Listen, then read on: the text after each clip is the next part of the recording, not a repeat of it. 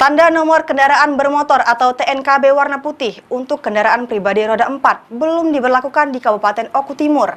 Dan jika ditemukan ada pengendara memakai TNKB tersebut akan dikenakan tilang.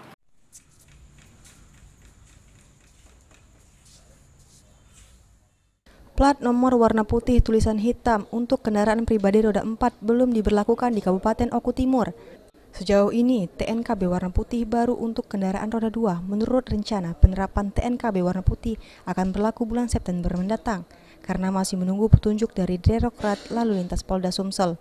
Secara material, Satlantas Polres Oku Timur sudah menerima kiriman TNKB putih sebanyak 2.500 sejauh ini.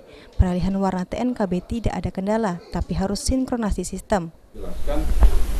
Sekarang sudah mulai diberlakukan TNKB warna putih, itu yang semula dari hitam tulisannya putih beralih ke putih tulisannya hitam. Nah, ini tujuannya supaya apa? Karena kan sekarang ini akan diberlakukan etle. Jadi tujuannya supaya capture itu lebih jelas terbaca oleh etle.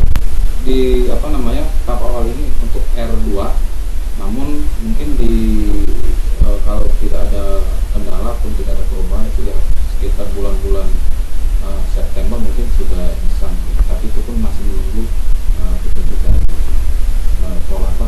ulangi dari Direktorat. Pengerjaan ini mungkin sudah bisa kita laksanakan,